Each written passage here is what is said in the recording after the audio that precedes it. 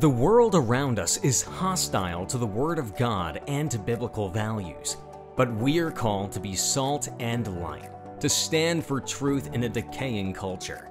We are not called to run from the fire, but be willing to step into the fire. God has placed you at this time in history on purpose and for a purpose. Join us as we get better equipped to address civics and culture from a biblical worldview. Welcome to Into the Fire, powered by Dream City Church. Let's welcome our hosts Alison Furno and Debi Vandenboom. Today's topic is defending the police. We have a special guest, Bella Denise Viner. And Bella, thank you so much for coming on the show today. I really want you to start with your story and why you have a passion for defending law enforcement. I am proud. I'm a proud wife of a former police officer. He retired as a commander of the city of Phoenix about a year ago, as a matter of fact. And he's been one of the finest. And I've seen a lot of his co-workers and officers that he worked with who were amazing men and women of law enforcement. Mm-hmm. And I'm here to say that I'm proud of who they are. I'm here to defend their work. Yes, I love that. And so, you know, have a lot to talk about with this. We've seen a huge culture shift that needs to happen at this point for first responders and law enforcement. Just to be really clear, we need first responders, right? We need law enforcement. Mm-hmm, there is no option to get rid of them. We've seen that in the news. We've seen people say, oh, I'm going to protest to get rid of this. We need them in our nation now more than ever, and we know that. You know, there's always more good that is done than negative when it comes to police officers, any type of first responder. And we want to highlight that. That's so important because they have a really tough job. And I think a lot of people don't realize the day-to-day of what they go through, what they have to see, that really impacts their entire lives, you know? And so what are some things that you've heard over the years that you've kind of been like, whoa, that's crazy? Well, you know, for me was the 2020, what happened in 2020, seeing how our police officers, especially here in Phoenix, Arizona, how they were treated. Yeah. Right? I've been married to my husband for over 20 years. He's been in law enforcement. He was in law enforcement for 30. So for 25 years, I saw the good of our officers. As a woman who advocates for the African American community and the Hispanic community, I was able to have that relationship with the police officers. I usually host a summer program, which is going on right now. For 15 years, I've been doing this. I get anywhere from 25 to 100 kids. Most of them come from the inner city. Most of them come from at-risk community. And I always have police officers come talk to them and have that communication. Sometimes that's the only way they get to meet a law enforcement. And their perspective about police has changed. I think that if we give that opportunity, if we build that bridge and we bring the community along with law enforcement, our children will grow up not being afraid of police, right? So one thing that I found out during the 2020, how much the media play a fact on bringing this fear, right? Do we have bad apples? Absolutely. Right. Do we need to handle them? Absolutely. I don't think I have ever met anyone, whether black, white, Hispanic, or anywhere, that support any bad law enforcement. But what I saw in 2020 was that the media took advantage of what happened with George Floyd and brought fear into the home. And that's one time that I saw the United States, every citizen in America, police department, doctors, community members, everyone said that it was wrong. What they saw, it was wrong, right? But they love division. So because we were finally united, just like we were all united for 9/11, right? As American citizens, they have to find way to divide us again. So that's when the riots started. Not realizing that if we're going to be speaking about Black Lives Matter, then the Black Lives Matter also matter in the police department, because we lost a lot of black men who were wearing those uniforms during that time, and nobody ever rioted, nobody ever questioned their death. Right. So that's what I see. And to be honest, the majority, when I walked in the Hispanic and the African American community, they love law enforcement. So don't believe the hype. I always tell my police officers, they love you. Don't let the media lie to you and tell you that they don't want to be there. And so, you know, that's usually what I hear from them. We need them. I had a friend of mine who once told me she was knocking door and somebody, an ex-convict, said, "Oh, I want law enforcement. I love the police." Yeah. Why? Because they're going to be the first one coming to defend me when my enemies come to find me. Right. So when you have ex-convicts speak, "We need the police," that's telling you something. Yeah. Yeah. So you're talking about 2020, and I love this perspective that you're giving, and you saw how the culture shifted at that moment to divide the American citizens on this issue. What did you think? Like, what was your response when you saw all of this stuff happening? It broke me. It really did, because, you know, we don't ever celebrate the death of anybody, whether they're good people or bad people. Right. It's nothing to be celebrated. George Floyd was somebody that was convicted of, he had demons that he was fighting. He was fighting drugs. He was fighting addiction. He was fighting whatever it is that it was happening to him. And unfortunately, I think that not all the truth were told, right? But at the beginning, the truth that was presented to us is it was that this officer killed him. And granted, we all believe that it was wrong, right?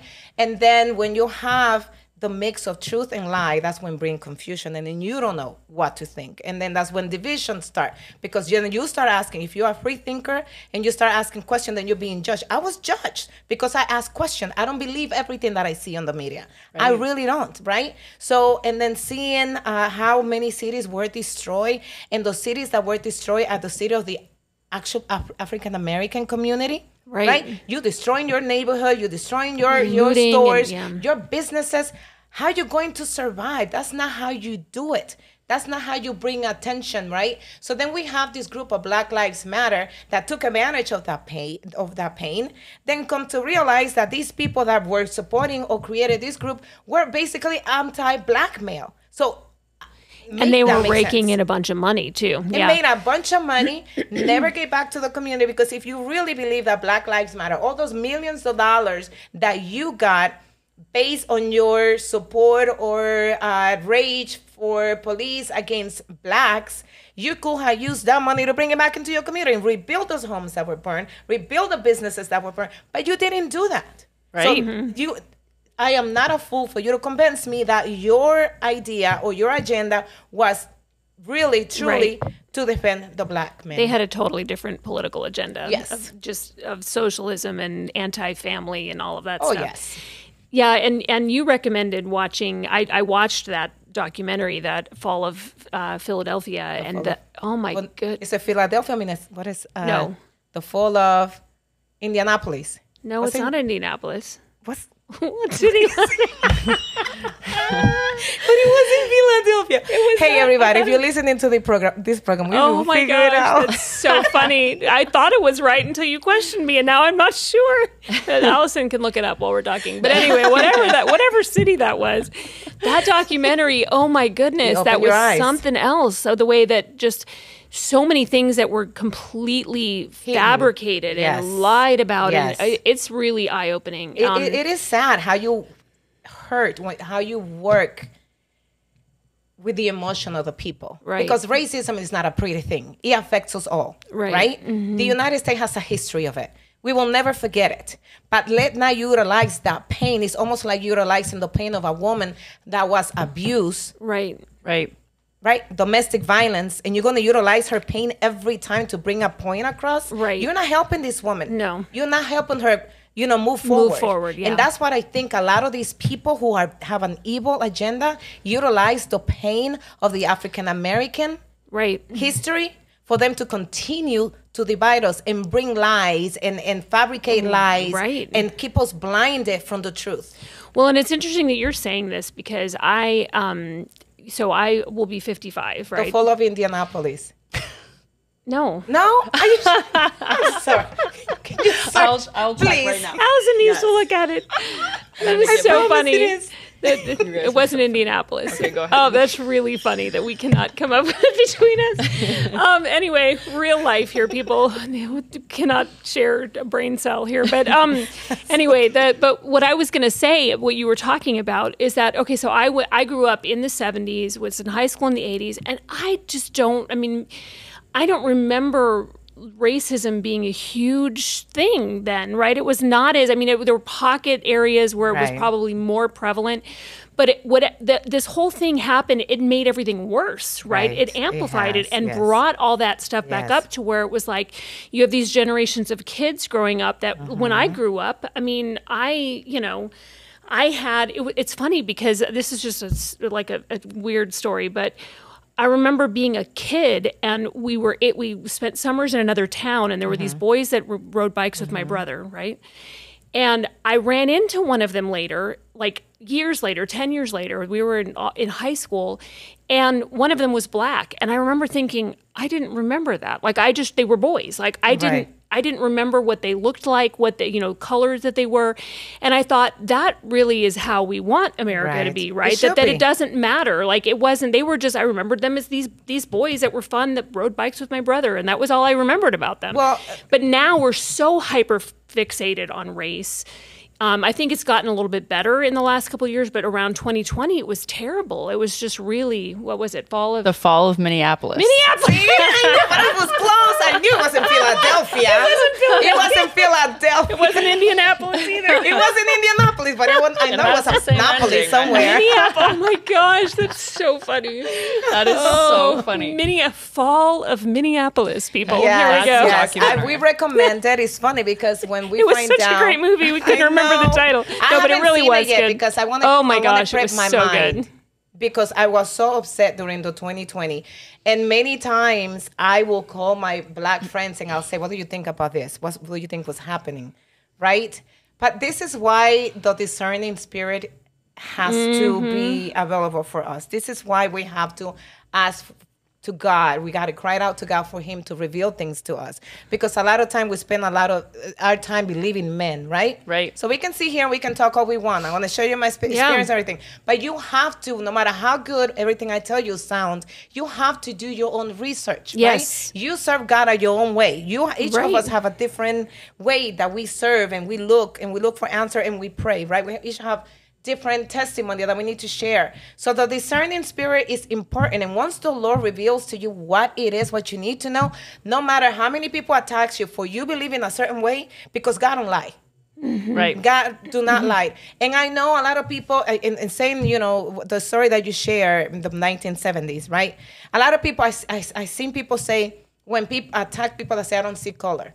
And I see people say, you do too, because right? It's just like, how you going to get upset about somebody saying, I don't see color? I believe that when you say I don't see color, I see human. Right. I see you as a human being. I see you as your character. I see you as the woman that you are. I see you as the man that you are. I see you as the child you are. I'm not looking to say, oh my God, I got 3 white friends. Now I got to find me 3 more black friends. Right. Just, things like, no, that's stupid. Yeah. Right. If you want to have an equal, if you're looking for equality, whatever, let's just put colors behind. American, I come from a country, Dominican Republic. I was born there. We have black, white, we got everything. We even have Asian. We have a town where we have a lot of Asian community. They call themselves Dominican. Right. We are not, let's go to the Chinese side of the town, the Asian side of town, or the white side. That does not exist. And when I came to the United States, I saw that. Like, why do we have to weird, divide it? There's time that I say, when I want to identify somebody, I can't stand it because I feel like I have to utilize the color. I don't want to utilize the color. I just want to say, the lady, amazing lady, amazing gentleman that I met, right? Yeah. That looks like this, maybe, but I don't want to identify anybody by color. Right. Because it doesn't matter. Yeah. It should not matter. It shouldn't matter. Yeah. Yeah. It really is. When I think of people, it's like your heart's what I remember. Your mindset is what I remember. Your joy or your peace or the piece of your personality that God really gave you to influence the world is what I remember when I'm thinking about people. It's not how you look ever, because looks are deceiving in the first place, right? And it's not a fair judgment of people's character. Looks are never a fair judgment of people's character in any capacity. But this is a really good conversation, is on the perspective of how do we get back to where we are American citizens first, that we are that America first, like this is who we are and this is what unites us, And I think having a respect for our first responders and all of that is a key component of that. And maybe that's why it's been attacked so much. Yeah. Right? Because as we know in culture, if you can attack the strongest piece, Yes. the strongest pillar of culture, that's how you can tear it down. The police officers are a huge benefit to all of our communities, to keeping them safe and to keeping crime down. If you know that you can get in trouble, you're going to respond accordingly. But if you know I can get away with anything, you're going to take different actions. Correct. And so I think that's a huge, it's a huge thing that people don't always think about when they're negative against the police. Well, what are you going to do when you need help and nobody shows up? Right. And it's happening right now. And It a lot is. of people, it's happening in Chicago, it's happening in Oakland, it's happening in Oregon. Minneapolis. In Minneapolis. Happening everywhere, right? They believe the hype of defunding the Yes. police. But the truth that they hid behind the lie is that by defunding the police, you were taking away programs that will allow the police to be inside that community where they're needed. Right. Not fighting crime, but creating programs that will keep them together. Like, for example, my summer dance camp. Yes. There's events that I have sometimes in the Hispanic community, big events. They have a department where they have an ice cream truck, police ice cream truck, right? That's so fun. They can no longer go everywhere where they used to during the weekend. Why? Because they're not approving overtime and they don't have enough body to do Wow. it. So what are you doing when you take that away? You are taking the opportunity for those children to have an interaction with our law enforcement. So defunding the police is not necessarily trying to punish them and say you are not going to be able to carry a gun and kill another black man if that's what you're thinking, right? No, you're taking away detectives from crimes against children, from investigations, from the domestic violence. Now we have a lot of detectives that have a whole pile of Unsolved cases. unsolved Yeah. cases. Yeah. Right. Well, and, it and then breeds you that- have, and to finish my point, I'm sorry, then you have the victims, the family of the victims, they're not getting a hold of me, they're not calling back, they're not doing anything. Well, I'm sorry, and I'm straightforward. I was always being straightforward with the people. This is what happened when you want to defund the police. Right. Now you want to get mad at them because they're taking them 17 minutes to get to you when they only used to take them 3. Right. Right? So this is what it looks like. You have an accident, they're not showing up to take your report, handle it yourself. Call the insurance company yourself because you wanted to defund the police. This is what happened. So I'm sorry, I'm not very nice when people call to me. Well, and I tell them the truth. it's true though, and it builds it also breeds that mistrust that we were talking about, right? Where it's like and what you were talking about with those programs also relates to school resource Right. officers, which they're trying to remove, or they're Yes. making them choose between the psychologist and the school resource officers. Lying, Debbie, saying that the Yes. kids in the school are afraid of the police officer, therefore they need to be removed. Lying. Right. Bunch of liars. That's what you guys are. Right. So- And Tell us how you really feel. But it's true though that and those police officers in schools, there's a lot of just anecdotal information, even just about those kids if they have a good relationship with the police officers, then they're more likely to trust them later on, and then they can also, if a police officer runs into a kid that they've known in their school, they know that. Yes, That student, they right? work with them rather than Yes. trying to arrest them. It happened to me. I seen it happen. I have bad kids in my classroom, my summer camp. Yeah. Bad kids that were in gangs, doing alcohol and drugs, and I have no idea. They behave like saints when they're around me. They know better than misbehave around me. They're more afraid of me than they are of the police. That's the bottom line. I would be too, but yeah. Because I was able to bring the police into my classroom. I had a young man who was one of those bad kids into gang, drugs, and everything else, who, when he finally changed his life around, he called me and that particular officer and said, I want to thank you because you changed my lives. And he told us, my bad friends, gangsters, told me that all police were bad, and I was able to tell them, no, they're not. Why did I feel that way? so Because I good. was able to meet the gentleman that was the officer sitting across the table from him, because we went to his house to have dinner, and I was able to meet your husband, Bella, because he was always coming around, and because of them, I had a different perspective of the police officer. Yeah, So when you so do that, good. being proactive, you don't have to worry about the police chasing these babies. Because if they're misbehaving and they see the officer that go to the call and they see them, they're not going to curse at them. They're going to feel embarrassed, and they're going to just I'm sorry. right? Right. That's what we need to invest in. So defunding the police is not going to work because you're taking resources away from that community that you're trying to claim that they're being harassed by officers. Right. And let's put it in the opposite perspective too for people who are listening who maybe they don't have an opinion or maybe they're unsure about what they think, right?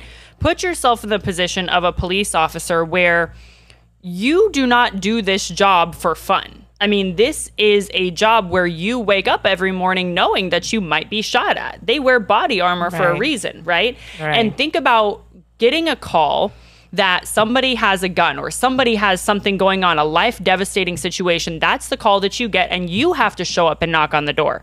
And you have to figure out what is the best decision that I can make in this moment.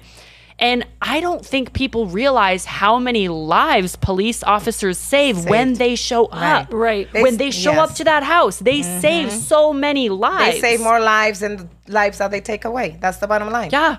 And think about those people, those families that would have suffered without a police officers coming into that situation, impacting those kids or that family. I mean, I know stories of people pulling off a rope from somebody's neck who was trying to commit suicide, of officers doing that, of officers pulling a baby out of a pool that almost drowned. I mean, there are so many situations that we don't even think twice about that happen all the time. But if you put yourself in a perspective where, you know, and it's tough too. Now they have body cams, so now they're being watched. They're being listened to. If they cuss, they get in trouble. If they speed, they get in trouble. If they, you know, and so think about being on that fine line. Like, you've got to follow all these rules and you've got to do all of it right. And we keep wanting to increase regulations, you know, the cities and the city councils and all of that, which we'll get to, keep wanting to increase regulations and make it more difficult for them to use their wisdom and discernment, right? And then you lose the perspective piece, because I know sure and well, if I have a camera on the front of me, but I look to the side of me and I see something way over here, right? It's not going to be something the camera picks up. So I'm going to make a decision based on the full picture, not just what the camera sees. And so we've seen that with so much footage across the nation when these officers are being attacked for, look at what they did. And it's like, well, hold on a second.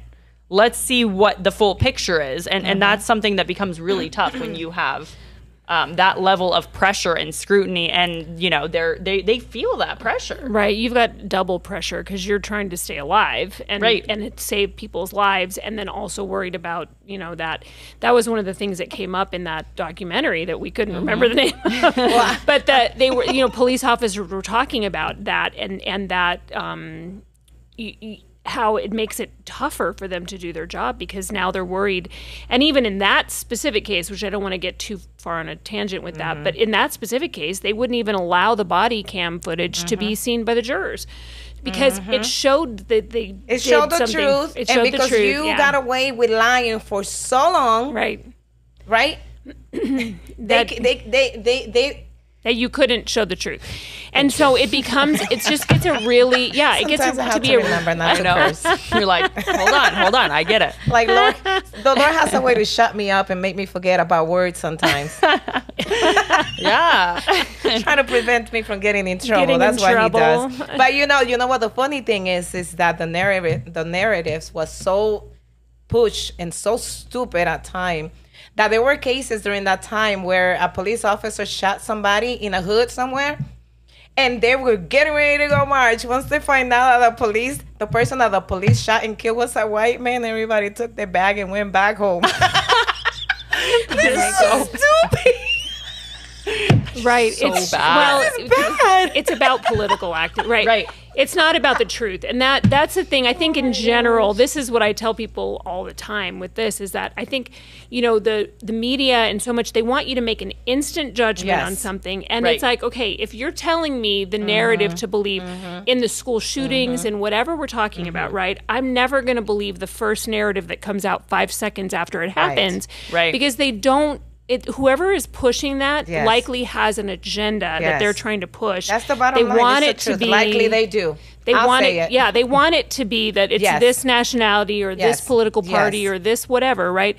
They want to push an agenda. The media does because it sells. Like it keeps them in business. Can I say something real quick? Coming from the Dominican Republic, many of those countries around the world. I think the United States is the only country, correct me if I'm wrong, the only country in the world that has state and city police. Different, right? They have state police. In Dominican Republic, Mexico, and many other South America, I'm going to speak for the Hispanic country. We have national police. Right. What national police means is that they do whatever the government tell them to do. If they say go inside the house and take everything out or put somebody in jail, they do it. That's communist. That's communist style, right? Right. Here in the United States, you have police department that serve the people. They're not serving the government. So the government can go and tell, like, even laws that are being passed. They cannot tell the police, go arrest somebody just because this and that. They know how to have their own rules. And to me, they are the agency that protects the people. We, the people, right? So by doing this to our police officers, allowing them to retire early, some of them just don't even want to get in the force anymore. Some of them are going to different cities. If we lose our police department, chaotic, the crime rises as we see right now, what do you think is going to happen? Then the National Guard has got to come in here and put the city under control. So then what happens? Now the police department is no longer in charge. It's the National Guard, which serves the government. Right. I'm sorry. I come from places where communists exist, right? It happened in Dominican Republic. Many people from Cuba, many people from Venezuela, friends of mine, we see what's happening. So we need to start thinking, if you don't know, ask people that know, so you can see those signs of what can happen. Well, and that's a really good point, too, because we know we can get off on so many tangents on this particular topic, but this initial push for a specific narrative to develop distrust, to get people upset, to create these accusations of racism or of the police being bad or all of these different things. There is an agenda behind that to do exactly what you're talking about, to push toward communism, because then there's a reason for a national police force which only answers to the government. Right. And so you have to, again, this is having that wisdom and discernment from the Lord to see what's going on and to not just believe whatever narrative is being put in front of you that makes, gets you all worked up, right?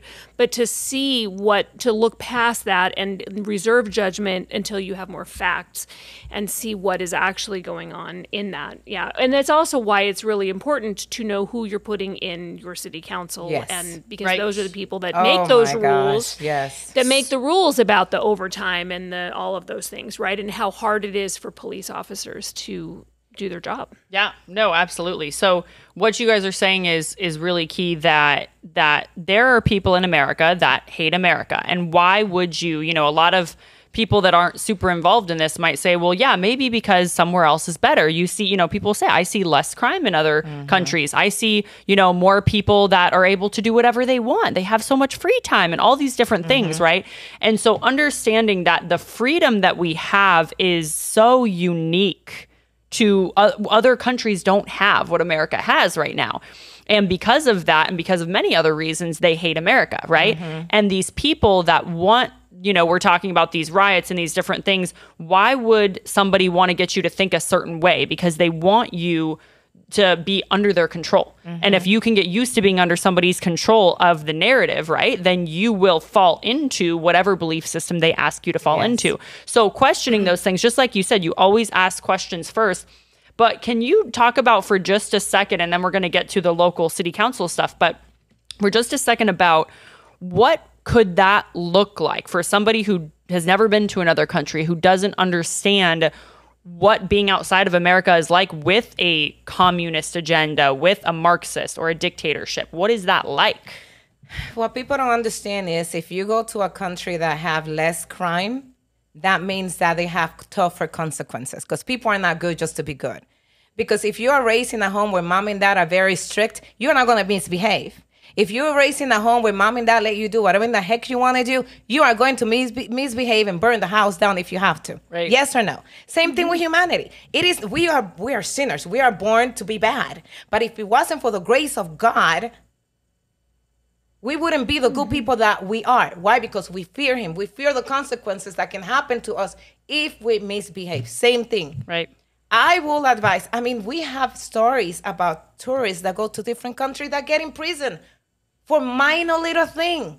Right. And then we mad at that country for putting an American in jail or in prison for a final little thing, but then don't go to that country and break the law. Right. So over here, you get to do and undo, smoke and unsmoke, do whatever you want. You barely even see jail in your life, and you complaining against the freedom of this country. You have freedom. You have freedom for days, right? So I want them to go visit or read the history of other countries. This is what America is failing. It's failing to talk about communism, what communism looks like. Right? Because they want to talk about socialism, make it look like a beautiful place. But if you give to the people, and the people get used to you giving them, and they don't work, they don't create their own empire to be able to build and grow and give to the family, the government owns you. That's another way of slavery. When the government owns you, you are not free. So when that happens, and you got to do, I gave you, so now you got to do what I got to do. Then you have no voice. It's the same thing when you marry a man who is abusive. He first takes you away from the family. He makes you think that he loves you, right? If he hits you one time, I'm sorry, it's because I love you, right? And then he takes you away from the family. Then he takes that phone from you. Then he doesn't allow you to see your friend. You are basically become a slave of this man. That's communism, right? He supports you. You don't work. You eat when he tells you to eat. Right. And The so government that's does, think that's what it looks like. My parents, my grandmother, they lived through a communist for 30 years. Right. I remember my mom telling me that you couldn't even listen to the news because they have cars driving by to see what anybody was doing. This was in the 50s and 60s. Right.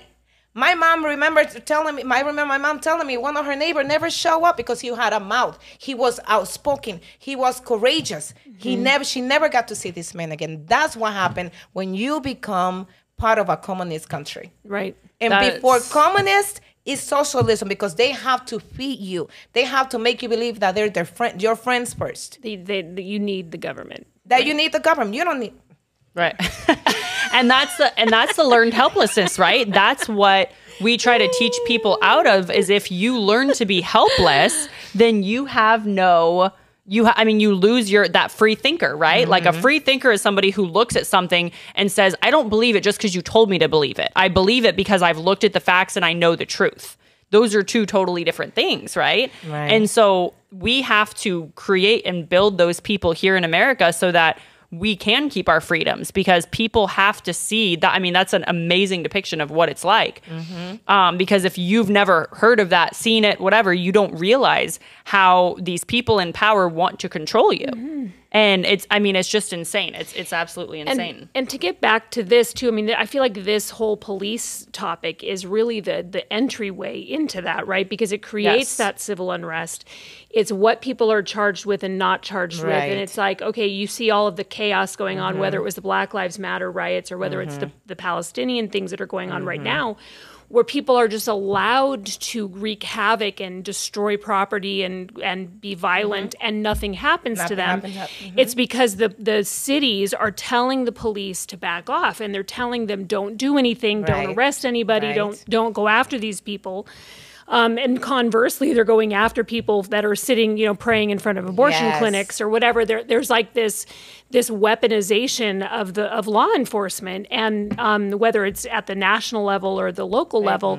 And so it is really, really important to pay attention to what's going on with law enforcement and with the justice system in general, on a broad scale, because a lot of what's happening is it's an entryway into that, to create that civil unrest, because we don't have as much economic, so they have to create, that's a whole separate thing too. But when there's economic unrest, then people are more naturally inclined to accept communism. If there isn't, you have to invent it, right? So you have to invent it based on perceived injustice or racism or inequality or whatever it is. So they throw all these things in there to try to inflame the public, to create all this unrest so that they can enter in and rescue you as a citizen.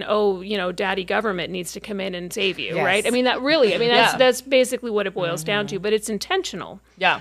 And which is, most people are not paying attention to that aspect Right. of it The because it's very intentionality. insidious. Yeah. Yeah. And so it boils down to what I think you're going into next with city, Yes. right? So we have a dynamic that's very specific with the city and how this works. So let's kind of dive into this. So we have the police and we say, okay, who's in charge of the police budget and all of these things? So there's a couple of pieces. There's the mayor and the city council.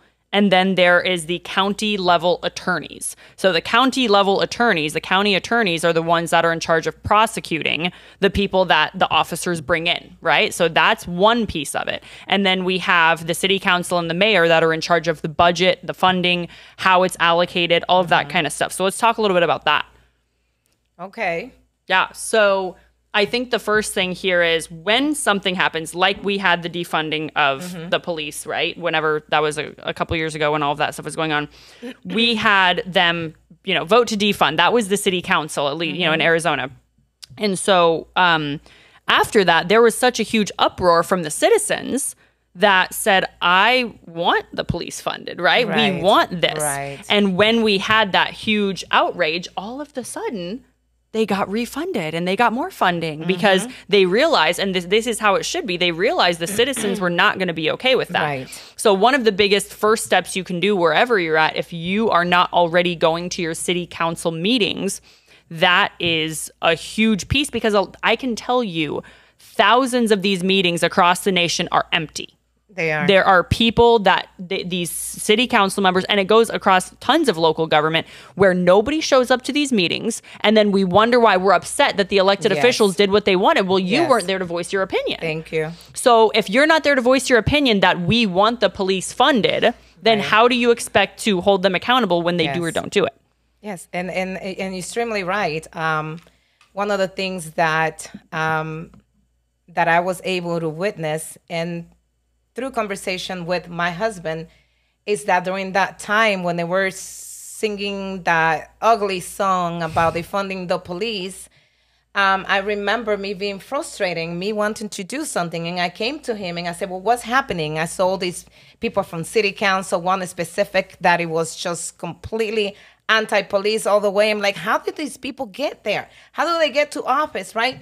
It's because we are not paying attention. Right. One thing I learned in 2020 until now is that local politics is more important than national politics. Yes, We concentrate absolutely. so much Amen. on only voting every 4 years for a president, and we fight whether we like one or the other, right?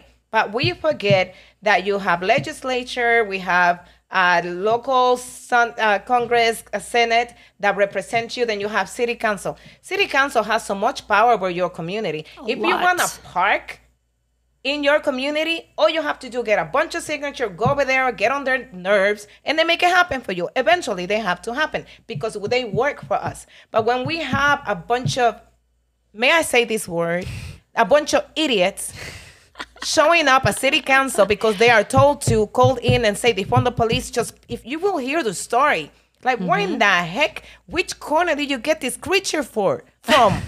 Talking about some mess that happened, like what the heck does that have to do with anything, right?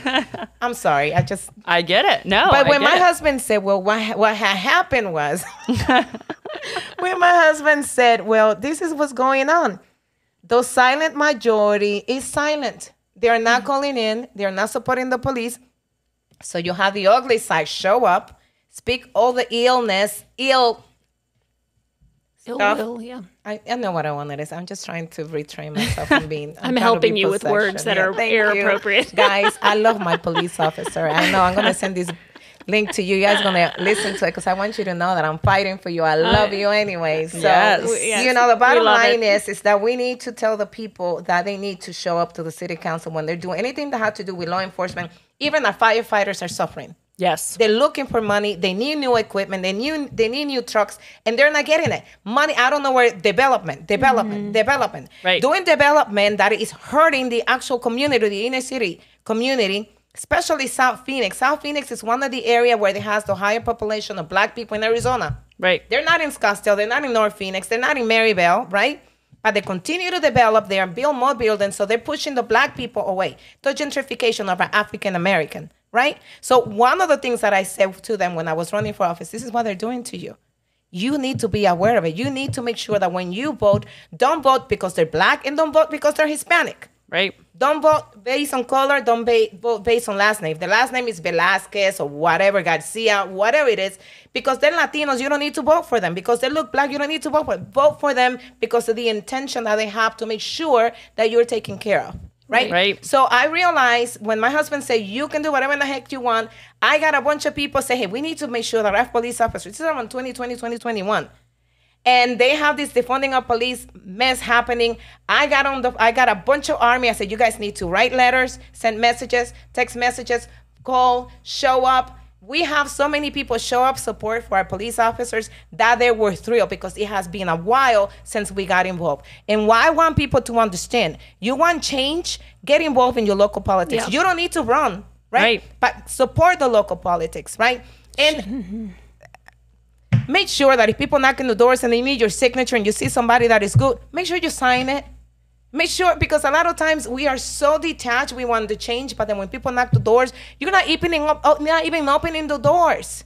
I'm sorry, I'm going somewhere else, but I just noticed you go to knock doors to bring awareness to the people, and we are so antisocial because we are so busy being on social media, but yet we are so antisocial in person. We are a complete, we complaining on social media, oh my God, the country is falling apart. But then you don't even have a one-on-one conversation.